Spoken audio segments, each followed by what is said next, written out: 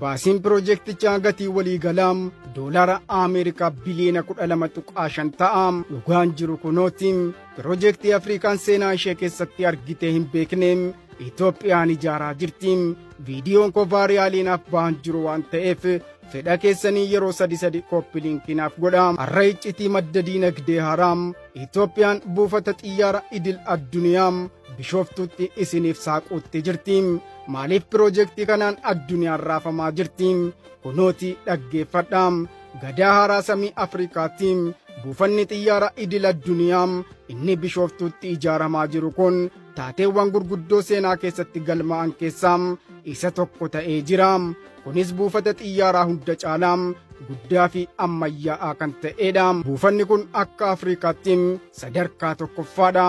Piroojeektiin bu'uuraalee misoomaa gamoo xiyyaara seenaa Afrikaa keessatti hanga har'aatti hojjetaman keessaa isa guddaa fi sadarkaa duraa qabateedha. Buufanni xiyyaaraa guddichi kun Oromiyaa magaalaa Bishooftuu naannoo Abuseeraa yookaan Eeraa jedhamutti kan argamu yoo ta'u, Finfinneerraa naannoo kiiloomeetira 40 hanga 45 fagaatee argama. Buufanni xiyyaara haaraa Bishooftuu kun yeroo xumuramu aviyeeshinii Afrikaa keessatti sadarkaa tokkoffaa irratti argama. Seenaa Afrikaa keessatti piroojeektii bu'uuraalee misoomaa aviyeeshinii isa guddaa ta'ee galmeeffameera. Ipoortota gurguddoo addunyaa kan akka Dubaay fi Laandon Eerzawuu waliin dorgomuuf kan diizaayineffamedha. Baasiin piroojeektichaa gatii waliigalaa doolaara Ameerikaa biliyoona 12.5 ta'a. Kun ammoo investimentii gurguddaa qabeenya biyyaalessaa fi deeggarsa dhaabbilee gurguddoo idil addunyaatiin deeggarama.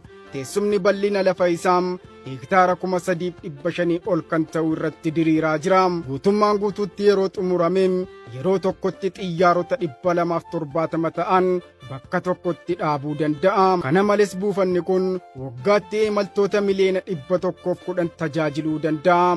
Sadarkaa tokkoffaa irratti imaltoota miliyoona 60 kan eegalu yoo ta'u, yeroo xumurametti gara miliyoona 110tti guddifama. Kunis buufata Boolee amma jiru dachaa 4 kan caaludha.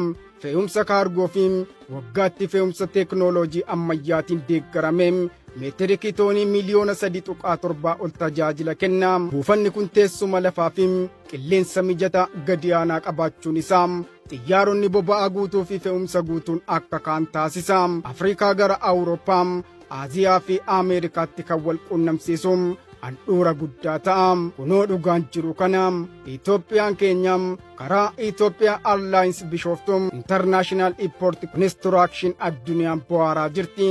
Atis odeeffannoo dhugaa kana jaallatteetta taanaan laayik, sheerii fi koomentii gochuu hin dagatini. An Abdusalaam Araarsaan ture.